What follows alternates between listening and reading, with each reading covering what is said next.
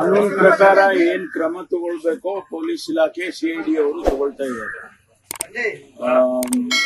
ಅವರಿಗೆ ನಾವು ಏನು ಹೀಗೆ ಮಾಡಿ ಅಂತ ಹೇಳಕ್ ಬರೋದಿಲ್ಲ. ಕಾನೂನು ಪ್ರಕಾರ ಏನ್ ಮಾಡ್ಬೇಕು ಅದನ್ನ ಮಾಡ್ತಾ ಇದ್ದಾರೆ. ಕಾಂಗ್ರೆಸ್ ಕೂಡ ಬಂಧನ ಆಗಿದೆ. ಅವ್ರು ಮುಖಂಡ ಆದ್ರೂ ಬಂಧನ ಆಗ್ಲೇಬೇಕಲ್ರಿ. ಕಾನೂನಿಗೆ ವಿರುದ್ಧವಾದಂತ ಕೆಲ್ಸಗಳು ಮಾಡಿದ್ರೆ ಯಾರಾದ್ರೂ ಕೂಡ ಬಂಧನ ಆಗ್ಬೇಕು, ಕಾನೂನನ್ನ ಎದುರಿಸ್ಬೇಕು. ಅದರಲ್ಲಿ ಯಾವ ಪಕ್ಷಪಾತ್ರ ಬರೋದಿಲ್ಲ. ಚಿನ್ನಸ್ವಾಮಿ ಸ್ಟೇಡಿಯಂ ನಲ್ಲಿ ಮತ್ತೆ ಮ್ಯಾಚ್ ಮಾಡೋದಕ್ಕೆ ಅವಕಾಶ ಇಲ್ಲ. ಈಗ ಹೊಸದಾಗಿ ನಮ್ಮ ವೆಂಕಟೇಶ್ ಪ್ರಸಾದ್ ಅವರು ಅಧ್ಯಕ್ಷರಾಗಿ ಆಯ್ಕೆ ಆದ್ರು. ಅವರ ಸಮಿತಿ ಆಯ್ಕೆ ಆಯ್ತು.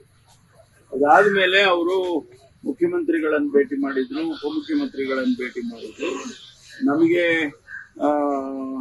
ಅವಕಾಶ ಮಾಡಿಕೊಡಿ, ಚಿನ್ನಸ್ವಾಮಿ ಸ್ಟೇಡಿಯಂ ನಲ್ಲಿ ಮೊದಲಿನಂತೆ ಕ್ರೀಡೆಗಳನ್ನ ಪ್ರಾರಂಭ ಮಾಡಬಹುದು. ಅದಕ್ಕೆ ಕ್ಯಾಬಿನೆಟ್ ಅಲ್ಲಿ ನನಗೆ ಗೃಹ ಸಚಿವರ ಮೇಲೆ ಜವಾಬ್ದಾರಿ ಹಾಕಿದ್ರು.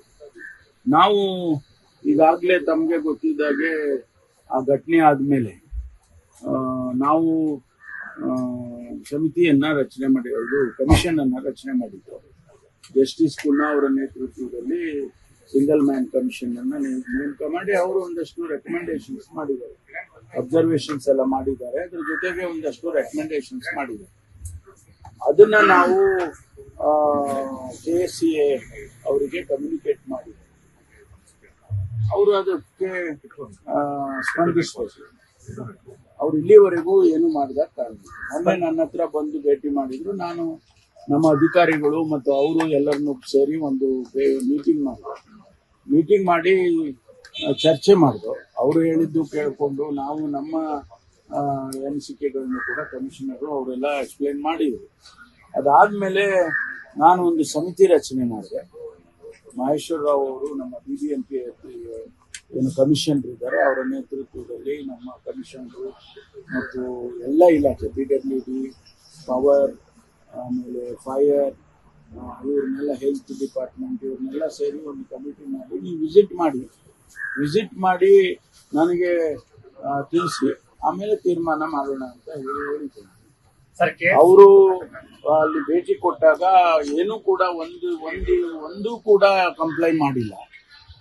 ಹಾಗಾಗಿ ನಾವು ಕೊಡಕ್ ಬರೋದಿಲ್ಲ ಅಂತ ಹೇಳಿ ಅವ್ರು ಹೇಳಿದ ಮೇಲೆ ನಾವು ಕಮ್ಯುನಿಕೇಟ್ ಮಾಡಿದ್ದೇವೆ. ಅವರು ನನ್ನ ಸಲಹೆ ಏನು ಅವರಿಗೆ ಅಂದ್ರೆ ಆದಷ್ಟು ಅವ್ರಿಗೇನು ಅಬ್ಸರ್ವೇಷನ್ಸ್ ಮಾಡಿದ್ದಾರೆ, ಜಸ್ಟಿಸ್ ಕುನ್ನಾ ಅವರು ಮಾಡಿರುವ ರೆಕಮೆಂಡೇಶನ್ಸ್ ಫುಲ್ಫಿಲ್ ಮಾಡಬೇಕು. ಅದು ಪ್ರಾರಂಭ ಮಾಡಿ ಮೇಜರ್ ಏನಿದೆ, short term and long term ಅಂತ ಇರುತ್ತೆ. ಅಟ್ಲೀಸ್ಟ್ ಶಾರ್ಟ್ ಟರ್ಮ್ ಆದ್ರೂ ಮಾಡಿ ನಾವು ರೆಗ್ಯುಲೇಟ್ ಮಾಡ್ತೀವಿ ಅಂದಾಗ ನಾವು ಏನಾದ್ರೂ ಕನ್ಸಿಡರೇಷನ್ ಮಾಡಬಹುದು. ಅದಕ್ಕೆ ಯಾಕಂದ್ರೆ ಕಾನೂನು ಚೌಕಟ್ಟಿನಲ್ಲೇ ಮಾಡ್ಬೇಕಲ್ಲ. ಇಲ್ಲ ಇದ್ರೆ ಜಸ್ಟಿಸ್ ಕುನ್ನಾ ಅವ್ರ ಕಮಿಷನ್ಗೆ ಏನು ಬೆಲೆ ಕೊಟ್ಟಾಗ ಸರ್ಕಾರ ಕೂಡ ಅದನ್ನ ಒಪ್ಕೊಂಡಿದೆ. ಕ್ಯಾಬಿನೆಟ್ ಅಲ್ಲಿ ಜಸ್ಟಿಸ್ ಕುನ್ನಾ ಅವ್ರದ್ದು ರಿಪೋರ್ಟ್ ಅನ್ನು ಒಪ್ಕೊಂಡಿದ್ದಾರೆ. ಅಂತ ಸಂದರ್ಭದಲ್ಲಿ ನಾವು ಹೇಸ್ಟಿಯಾಗಿ ಡಿಸಿಷನ್ ತಗೊಳಕ್ ಆಗೋದಿಲ್ಲ. ಅದಕ್ಕೆ ಅವರಿಗೆ ಸಲಹೆ ಕೊಟ್ಟಿದ್ದೇವೆ, ಕಂಪ್ಲೈ ಮಾಡಿ ಆ ನಂತರ ಮಾಡಬಹುದು. ಲೇಟೆಸ್ಟ್ ಹಾಗೂ ಇಂಟ್ರೆಸ್ಟಿಂಗ್ ಸುದ್ದಿಗಳಿಗಾಗಿ ಬಾಸ್ ಟಿವಿ ಕನ್ನಡ ಚಾನೆಲ್ನ ಸಬ್ಸ್ಕ್ರೈಬ್ ಮಾಡಿ. ಹಾಗೆಯೇ ಬೆಲ್ ಐಕಾನ್ ಪ್ರೆಸ್ ಮಾಡಿ. ಇದರ ಜೊತೆಗೆ ಫೇಸ್ಬುಕ್, ಇನ್ಸ್ಟಾಗ್ರಾಮ್, ಎಕ್ಸ್ ನಲ್ಲೂ ಮಿಸ್ ಮಾಡದೆ ಫಾಲೋ ಮಾಡಿ.